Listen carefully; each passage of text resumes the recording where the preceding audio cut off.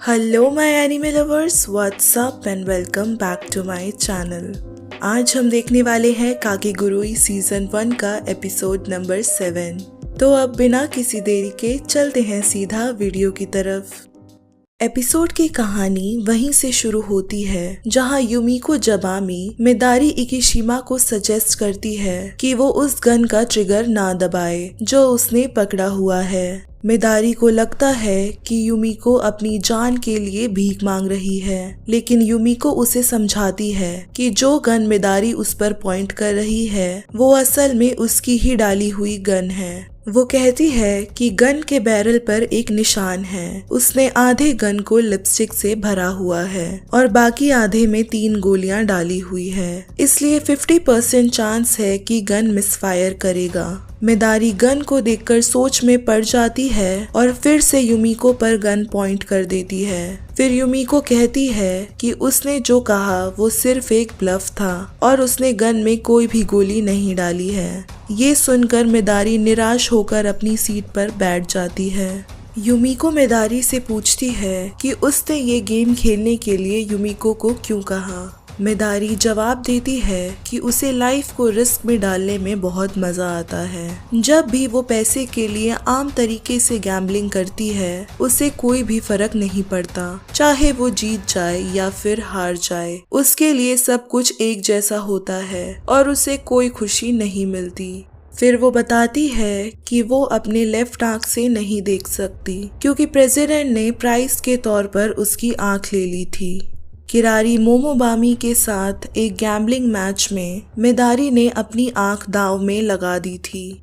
Scene फिर flashback में चला जाता है जहां किरारी और मिदारी के बीच एक गैम्बलिंग मैच हो रहा था। मिदारी किरारी से 300 मिलियन येन हार गई थी और उसके पास इसे चुकाने का कोई तरीका नहीं था। मिदारी के लिए गैम्बलिंग बहुत बोरिंग थी, उसे अपने उधार की कोई परवाह नहीं थी। ये सुनकर किरारी को समझ आता है कि मिदारी का बिना डर के गैम्बल करना उसका सबसे बड़ा फायदा है। ये समझकर कि मिदारी को हाउस पेट बनाने और उसके लिए एक लाइफ प्लान बनाना काम नहीं करेगा, किरारी उससे पूछती है कि क्या उसने कभी चांद का दूसरा पहलू देखा है। किरारी ने कभी धरती से चांद के दूसरे पहलू को नहीं देखा था। किरारी कहती है कि हम ये अंदाजा नहीं लगा सकते कि चांद के पीछे क्या है। हो सकता है चांद के पीछे एलियन बेस हो। फिर वो मिदारी का चेहरा पकड़ के कहती है कि उसने एक और चीज नहीं देखी है, उसने किसी के आंखों के पीछे नहीं देखा है। मिदारी की बाईं आंखों को देखते हुए किरारी कहती है कि ये 300 मिलियन येन के बराबर है। मैं ये जानने के लिए बहुत क्यूरियस हूँ कि इसका पीछे से कैसा कलर होगा। इसके बारे में मैं किसी भी बुक से नहीं जानना चाहती और मैं खुद इसे आंखों से देखना चाहती हूँ। किरारी साइका से कहती है कि अगले दिन वो मिदारी की आंख निकालने के लिए एक सर्जरी ऑर्गेनाइज करवाए। किरारी की बातें सुनकर मिदारी बहुत एक्साइटेड हो जाती है और पेन को अपनी आंख में मार लेती है। रूम के सारे काउंसिल मेंबर्स ये देखकर शॉक हो जाते हैं। किरारी पहले तो ये देखकर खुश होती है, लेकिन बाद में कहती है कि जितना मैंने सोचा था ये उतना अच्छा नहीं है और मिदारी को अब जाने के लिए कहती है। मिदारी ने किरारी के लिए खुद को हर्ट किया था, लेकिन किरारी को अब फर्क नहीं पड़ रहा था। ये देखकर मिदारी को समझ आ जाता है कि असल गैम्बलिंग का सच्चा रिस्क पेन होता है, जिसमें शारीरिक पेन सबसे जरूरी है। उसके बाद मिदारी एक और गैम्बलिंग मैच के लिए किरारी को चैलेंज करती है, लेकिन किरारी उसे मना कर देती है क्योंकि उसे जो देखना था उसने देख लिया था और अब मिदारी के पास न्यू गैम्बल के लिए पैसे भी नहीं हैं। मिदारी उससे कहती है कि पैसों के बदले उसके पास दूसरी आंख है जो कि 300 मिलियन येन के बराबर है, जिसे वो गैम्बल में लगा सकती है। मिदारी की बातें सुनकर किरारी उसे स्टूडेंट काउंसिल ज्वाइन करने को कहती है, लेकिन मिदारी ऑफर ठुकराकर सिर्फ गैम्बल करना चाहती है। किरारी फिर मिदारी से एक समझौता करती है कि अगर वो काउंसिल ज्वाइन करेगी तो वो खुद एक दिन उसे मार डालेगी। आज भी मिदारी अपने दिमाग की नमनेस को याद करती है जो उसे उस दिन थ्रिल की वजह से हुई थी। उसको पता चल गया था कि दुनिया गैम्बलिंग को क्यों इतना पसंद करती है। बाकी के लोग दर्द को महसूस नहीं करना चाहते और मरने से तो दूर ही रहना चाहते हैं, लेकिन मिदारी इसके ऑपोजिट मौत को अपनाना चाहती है। मिदारी को लगता है कि युमिको की थिंकिंग भी सेम उसी की तरह है। युमिको प्रिटेंड करती है कि उसे ये सब समझ नहीं आता, जिससे मिदारी कहती है कि ऐसा मत बनो क्योंकि अंदर से दोनों सेम हैं। फिर वो बताती है कि किरारी ने अब तक उसकी चैलेंज को एक्सेप्ट नहीं किया है। अब उसका मानना है कि युमिको ही उसके लिए एक ऑप्शन है जो उसे थ्रिल एंड एक्साइटमेंट दे सकती है। वहीं दूसरी तरफ रियोटा फर्स्ट राउंड के बारे में सोच रहा होता है कि कैसे उसने और युमिको ने इन्फॉर्मेशन शेयर की थी जिसका यूज करके वो नेक्स्ट राउंड में भी युमिको की हेल्प कर सकता है। वो सोचता है कि फर्स्ट राउंड में उसके युमिको और मिदारी के कार्ड्स कैसे अलाइन थे। इस इंफॉर्मेशन के साथ उसने डिसाइड किया कि वो तीनों में से किसी एक के कार्ड की तरह नेक्स्ट राउंड में कार्ड रखेगा, क्योंकि उसे पूरा भरोसा है कि युमिको को ये पता है कि उसके पास सिर्फ 3 ऑप्शंस हैं जिसका यूज करके वो नेक्स्ट राउंड में कार्ड्स को रख सकता है। प्रॉब्लम ये है कि उसे सिर्फ उसके कार्ड्स और युमिको के कार्ड्स याद हैं, मिदारी के नहीं, क्योंकि उसका ध्यान सिर्फ युमिको के कार्ड्स की तरफ था। फिर उसे समझ आता है कि याद ना आना एक आम बात है, क्योंकि एवरेज इंसान नेचुरली ऐसे चीजों को याद नहीं रख सकता।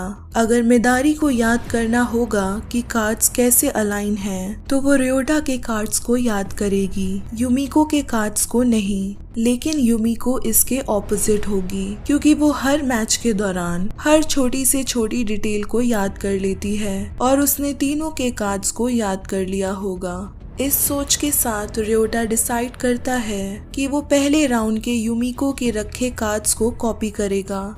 सीन फिर मैरी की तरफ शिफ्ट होता है, जहां किरारी उसे स्टूडेंट काउंसिल ज्वाइन करने के लिए प्रेशर डाल रही थी। मैरी पूछती है कि किरारी ने हाउस पेट सिस्टम को ऐसे सेटअप क्यों किया है जहां हाउस पेट्स को बाकी के लोग एनिमल्स की तरह ट्रीट करते हैं। किरारी फिश टैंक की तरफ देखते हुए चलती है और बताती है कि टैंक में जो फिश है वो सर्वाइवल ऑफ द फिटेस्ट के वर्ल्ड में जीती है। अगर सबसे कमजोर फिश को हटा दिया जाए तो क्या होगा? एक और कमजोर फिश का ग्रुप बन जाएगा और सिस्टम ऐसे ही ग्रो करता रहेगा। थोड़े समय के बाद कुछ कमजोर फिशेस स्ट्रॉन्ग फिशेस के खिलाफ उठेंगी और उनसे खाना भी चोरी कर सकती हैं। किरारी कहती है कि वो सेम स्टूडेंट्स के साथ भी यही देखना चाहती है कि कैसे नीचे वाले स्टूडेंट्स उठकर हाई रैंक स्टूडेंट्स के खिलाफ लड़ाई करके उनकी जगह हासिल करने की कोशिश करेंगे। मैच के दौरान युमिको मिदारी से कहती है कि ये गेम 100% ड्रॉ पर ही खत्म होगा। मिदारी कहती है कि उसे अच्छे से पता है कि युमिको बिल्कुल उसकी तरह है। गैम्बलिंग का रिस्क उसके लिए सबसे बड़ा प्लेजर है और युमिको भी मौत के साथ रिस्क लेना चाहती है। ये सुन के युमिको को लगता है कि सिर्फ 3 राउंड्स खेलने का डिसीजन उसने बिल्कुल सही लिया था। युमिको को इस गेम में किसी भी डर का एहसास नहीं है, क्योंकि उसको रियोटा पर विश्वास है कि वो उसे कुछ भी नहीं होने देगा। मिदारी इस बात से गुस्से में आ जाती है और अपने गन में 6 बुलेट्स लोड करती है और युमिको को चैलेंज करती है कि वो गेम को ड्रॉ पर खत्म करने की कोशिश करे। दोनों गन्स लोड हो जाने के बाद वो अपने कार्ड्स को फ्लिप करने के लिए रेडी हो जाते हैं। रियोटा प्रे करता है कि युमिको समझ जाए कि वो क्या करना चाहता है। एक एक करके दोनों अपने कार्ड्स को फ्लिप करते हैं और दूसरे राउंड में युमिको 5-3 से जीत जाती है। युमिको पीस साइन को दिखाकर रियोटा को बताती है कि वो उसके हिंट को समझ सकती है। रियोटा राहत की सांस लेता है, ये जानकर कि युमिको अगले राउंड के लिए सेफ है। इस बीच मिदारी सोचती है कि युमिको ने 5 कार्ड्स को सही कैसे गेस किया। थोड़ी सोच विचार के बाद मिदारी को समझ आता है कि युमिको उससे बेहतर है जैसा कि उसने सोचा था। युमिको फिर एक गन को निकालती है और मिदारी की तरफ पॉइंट करती है। मिदारी अपने दोनों हाथों को फैलाकर खुश होती है, इस उम्मीद में कि उस पर एक असली बुलेट चल जाए और वो मर जाए। जब युमिको ट्रिगर दबाती है, कुछ भी नहीं होता। युमिको को पता था कि वो अपना गन उठा रही थी क्योंकि उसका गन अपने आप में 1 किलोग्राम से कम वेट का था। उसका गन मिदारी के गन से हल्का था क्योंकि मिदारी ने गन में 6 बुलेट्स डाली थी। मिदारी को अब समझ आ गया था कि वो युमिको को नहीं हरा सकती, तो वो अपना दूसरा प्लान शुरू करती है। ऑब्जर्वेशन रूम में रियोटा खुश होता है कि युमिको ने प्रैक्टिकली उसके दिमाग को पढ़ लिया। जब वो युमिको के बारे में सोच रहा था, तब रूम में उसके साथ की ब्यूटिफिकेशन गर्ल्स को मिदारी से ऑर्डर मिलता है और एक गर्ल रिमोट का बटन प्रेस करती है। जब रियोटा अपने सेंसेस में आता है, वो राउंड 2 का वही प्लान यूज करने को सोचता है और युमिको के कार्ड्स को फिर से कॉपी करने लगता है। लेकिन ये प्लान उस वक्त रुक जाता है जब वो मॉनिटर पर देखता है कि मिदारी और उसकी गर्ल्स चीटिंग कर रही हैं। वो उन्हें चीट करने के लिए कॉल आउट करता है, लेकिन वो उसकी बात को इग्नोर करके उसे अपना कार्ड्स रखने के लिए कहते हैं। वो कार्ड्स को रखने से मना कर देता है, तो गर्ल मिदारी को स्पीकर पर रख देती है।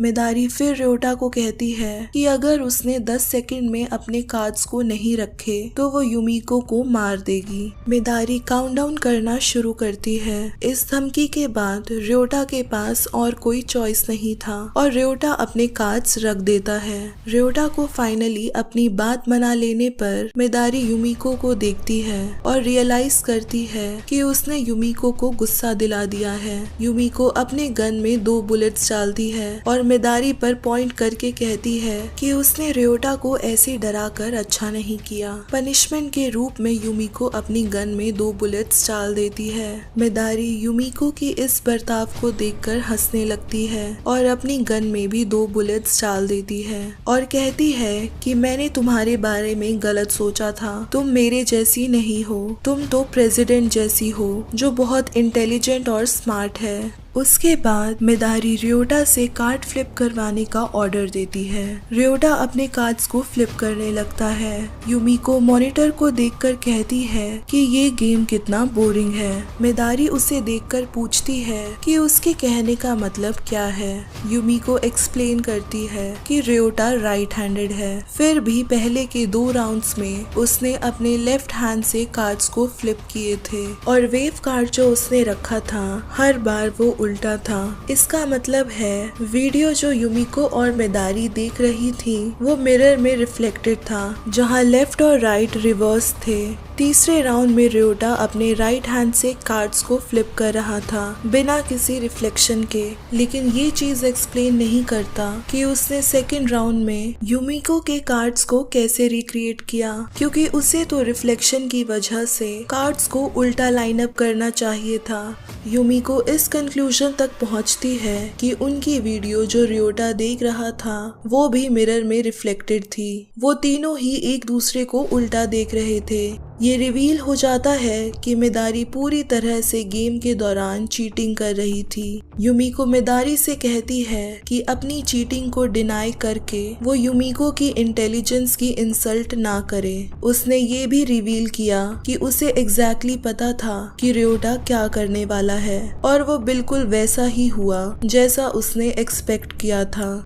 जब मिदारी को समझ आता है कि युमिको ने उसकी चीटिंग को अपने ही प्लान में शामिल किया है, तो वो स्माइल करती है और अपने कार्ड्स फ्लिप करती है, जिससे पता चलता है कि उसने 5 कार्ड्स को गलत लाइन अप किया है, जिससे अब गेम को ड्रॉ करना बहुत ही मुश्किल हो गया है।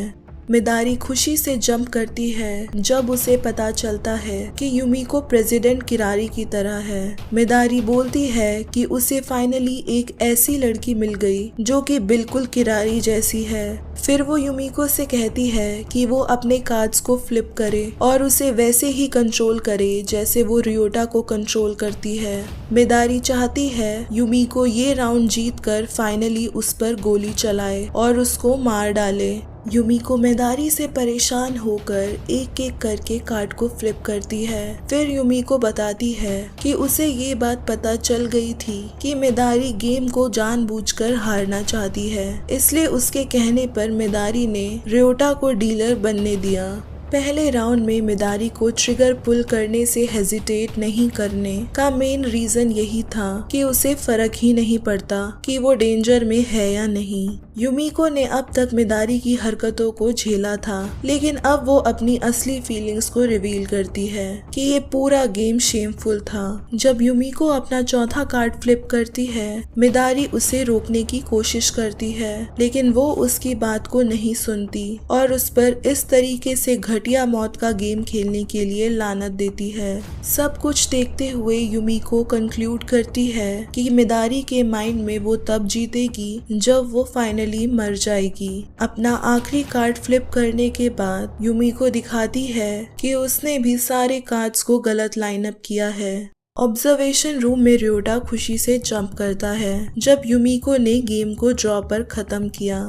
आखिर में युमिको सब कुछ साफ साफ बताती है और कहती है कि ये घटिया गेम गैम्बलिंग नहीं है, ये एक स्टूपिड गेम है जो एंटरटेनिंग भी नहीं है। फिर वो कहती है कि वो और मिदारी बिल्कुल अलग है, लेकिन साथ में वो ये भी एग्री करती है कि गैम्बल एंटरटेनिंग हो सकता है अगर दोनों साइड्स को सेम पेन फील हो, लेकिन मिदारी पेन सिर्फ खुद फील करना चाहती है और खुद को डेंजर में डालती है। मिदारी गैम्बलिंग के रिस्क को एंजॉय नहीं करती, बल्कि वो बस गैम्बलिंग करके मरना चाहती है। आखिर में युमिको मिदारी को उस टाइप की गैम्बलर कहती है जिनसे वो सबसे ज्यादा नफरत करती है। मिदारी फाइनली युमिको के टाइप को समझ जाती है और उसे अपना भगवान समझने लगती है। युमिको अपनी चेयर से उठती है और चले जाती है, लेकिन मिदारी उतावली होकर उसे रोकने की कोशिश करती है और फिर एक बार उस पर शूट करने के लिए कहती है। युमिको उसकी तरफ देखती है और बस नो कहकर वहां से चले जाती है। सीन फिर से किरारी और मैरी की तरफ जाता है, जहां किरारी मैरी से पूछती है कि उसने उसे क्या कहा और मैरी कहती है कि वो स्टूडेंट काउंसिल ज्वाइन नहीं करेगी। किरारी पूछती है कि उसने ऑफर को क्यों रिफ्यूज किया। किरारी को लगता है कि मैरी के अंदर इंसाफ की फीलिंग्स कुछ ज्यादा ही स्ट्रॉन्ग है, जिससे वो हाउस पेट्स की तकलीफ के खिलाफ आवाज उठा रही है। मैरी गुस्से में आकर किरारी से कहती है कि वो उसके किसी भी सवाल का जवाब देना जरूरी नहीं समझती और गुड बाय बोलकर रूम छोड़कर चली जाती है। किरारी को मैरी की इस ना से बहुत डिसअपॉइंटमेंट होती है। बाद में रियोटा युमिको से मिलता है और देखता है कि वो गेम की वजह से बहुत अपसेट है। युमिको रियोटा से पूछती है कि क्या वो स्वीट्स खाने के मूड में है। कंडीशन ये है कि कॉइन फ्लिप का लूजर पेमेंट करेगा। अगर कॉइन हेड्स पे गिरता है तो रियोटा पे करेगा और अगर कॉइन टेल्स पे गिरता है तो युमिको पे करेगी। रियोटा प्यार से ऑफर को मना करता है क्योंकि उसके पास ज्यादा पैसे नहीं थे, लेकिन युमिको अपना मासूम चेहरा बना के रियोटा को मना लेती है। युमिको कॉइन को फ्लिप करती है और रियोटा प्रे करता है कि कॉइन टेल्स पे गिरे। युमिको फिर पूछती है कि रियोटा ने थर्ड राउंड में उसके हैंड्स को रिक्रिएट करने का डिसीजन क्यों लिया, जबकि उसे पता चल गया था कि वो लोग चीटिंग कर रहे थे। रियोटा पूछता है कि युमिको को ये क्यों जानना है, लेकिन युमिको उससे दोबारा रिक्वेस्ट करती है कि वो अपना रीजन बताए। रियोटा एडमिट करता है कि उसके पास ज्यादा समय नहीं था और वो कुछ सोच नहीं पा रहा था, लेकिन उसे ये उम्मीद थी कि युमिको उसकी फीलिंग्स को समझेगी कि वो क्या सोच रहा है। ये सुन के युमिको बहुत खुश हो जाती है कि रियोटा उसे दोस्त की तरह उस पर ट्रस्ट करता है। रियोटा माफी मांगता है कि वो उस समय पर कुछ नहीं कर पाया जबकि युमिको की जान उस वक्त दाव पर थी, लेकिन युमिको फाइनली उसे समझ जाती है। वो अपना हाथ उठाती है और दिखाती है कि कॉइन टेल्स पे गिरा है, मतलब युमिको को स्वीट्स का पेमेंट करना होगा। रियोटा खुशी से जंप करता है जैसे उसने बहुत बड़ा गेम जीत लिया हो। युमिको रियोटा को इतना खुश देखकर हंसती है और उसे थैंक्स बोलती है कि उसकी वजह से गैम्बलिंग में मजा आया। मैरी एक खाली रूम के विंडो से बाहर देखती है। किरारी की पिछली बातों से मैरी अभी भी गुस्से में थी। मैरी कहती है कि किरारी हाउस पेट को इंसान नहीं समझती और उन्हें एक लोअर रेस की मछली मानती है। मैरी अपने हाथ में पकड़ी हुई हेयर क्लिप को जोर से दबाकर कहती है कि उसे किरारी खुद से कमजोर समझती है और एक दिन वो उसे इस सोच के लिए रिग्रेट फील करवाएगी। और इस सीन के साथ यहाँ पर एपिसोड खत्म हो जाता है। सो हे गाइस, अगर ये वीडियो आप सबको पसंद आई है then don't forget to like, share and also subscribe to my channel. और बाकी के काकेगुरुई के एपिसोड्स को चेकआउट करना मत भूलना। तब तक के लिए टेक केयर एंड सायोनारा।